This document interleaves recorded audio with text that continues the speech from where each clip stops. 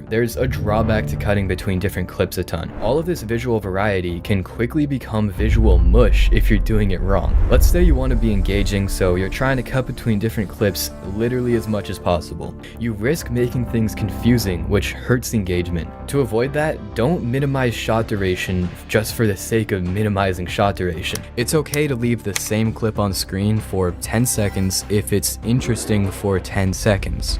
And oftentimes, adding some engagement spice to your video doesn't even require cutting to another clip. Instead, use some of these tricks to make things way more immersive. First, give some movement to any boring still clips you have. Make either the scale or position slowly change. Or even better, make things fancy by changing the perspective. You can also do more abrupt scale changes to draw attention to certain things. For example, when I say something important in an A-roll segment, I'll zoom in close to my face to subtly communicate to the viewer that they should listen up. You might also make wiggle keyframes. That's when you see images or text or maybe the whole video shaking around. You never see me doing this because I don't like the way it looks, but if you want to do it, then go ahead. Next, throw on a bunch of visuals on top of your footage. Many people make the mistake of adding captions just to jack up the visual variety. But don't forget that drawback that we talked about. Using captions to fill in dead space can quickly become obnoxious and ruin a great opportunity to use a more engaging visual. So I only use captions when I want the viewer to understand and pay closer attention to certain words. But if there's really nothing else to put on screen, captions are often still better than nothing. Also keep them to 3 words or less at a time because it makes them easier to read. Now, let's say you're showing an image to the viewer. If you plainly show the whole thing like this, it's boring. And more importantly, it's confusing. To make things crystal clear and create some visual variety, guide the viewer's attention to the focus point of the image. Here are 6 ways that I do that, which go beyond just scaling and positioning. Take notes, because this is what gives you professional looking timelines like these. Animate the most important piece of text or area of the image being highlighted. Darken or blur the area that surrounds the focus point of the image.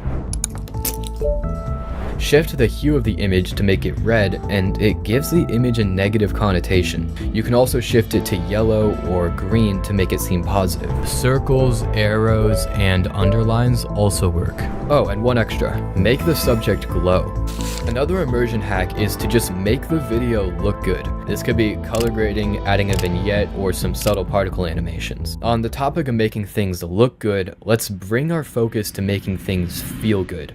This next pillar literally makes your video a digital morphine stream. So we've talked about visual variety, but now let's talk about visual continuity. If you manage to create a seamless feed of visuals, then there's no rough edges, no areas for distraction to build up, there's no point where the viewer loses immersion. The goal for this pillar is to make every moment blend into the next seamlessly. The editing should be invisible, the experience mesmerizing.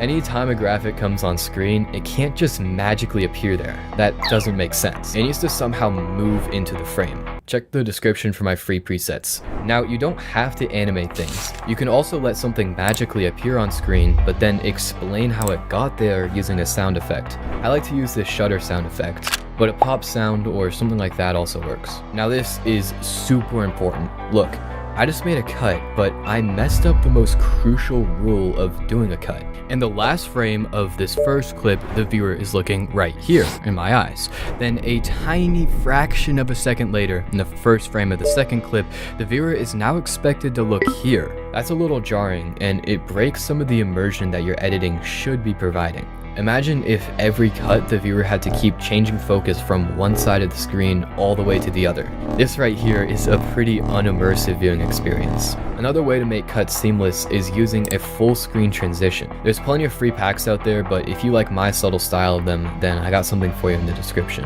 And don't be afraid to break visual continuity every now and then, because remember, it jolts the viewer.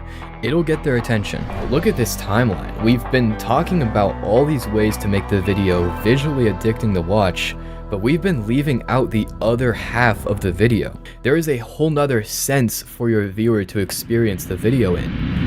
Pillar 4, immersive audio. Sound design makes the viewer experience every cut, transition, animation, and piece of footage through a second sense. It's literally double the stimulation, and it can be used to influence the mood that the viewer has, which is an engagement superpower that we'll talk about more once we get to your music choice. But for now, the first step of sound design is to gather a bunch of sounds to work with. I already got that for you. Start with that free sound design pack of copyright-free sounds that I made for you in the description. If you need more, check out freesound.org or get Epidemic Sound. Next, go through your video and basically just add sound effects wherever it makes sense. When something moves, you should add a whoosh sound, and when something's highlighted, a highlight sound. Now comes the engaging part.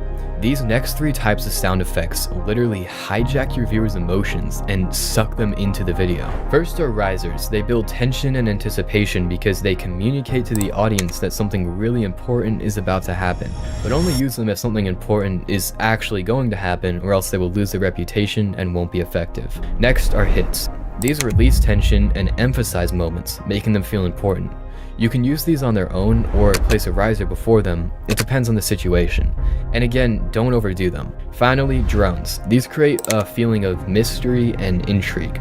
They're reserved more for darker moods, creating a lot of underlying suspense. These sound effects are so good because they kind of manipulate the viewer's emotions, which is so powerful because the more emotionally invested the viewer is, the more engaged they are. And these sound effects are just the tip of the iceberg to achieve this.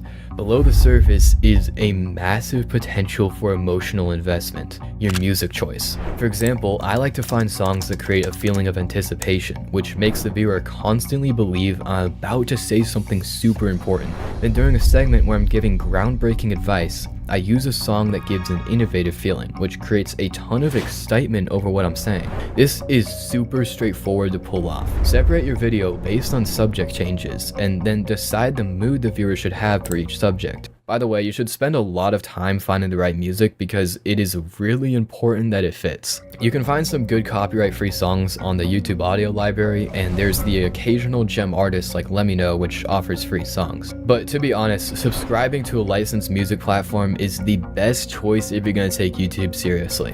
I'm not sponsored, but I saved like 4 hours with them last time, and I found way better songs. I have an affiliate link for them in the description. Okay, this is gonna sound crazy, but there's even more you can do with your music choice to immerse the viewer. Like, what do you think happens if you pause the music abruptly? The sudden change will jolt the viewer, getting their attention.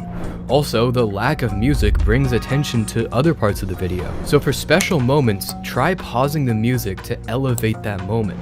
Now, what if you instead let the music slowly fade out? Once the viewer notices that the music is going away, they'll understand that the segment they're watching is coming to a close. This realization gives them anticipation of something new coming.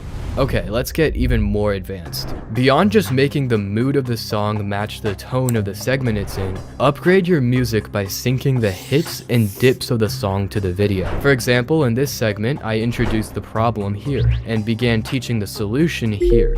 I line things up so that at this exact moment, the music picks up.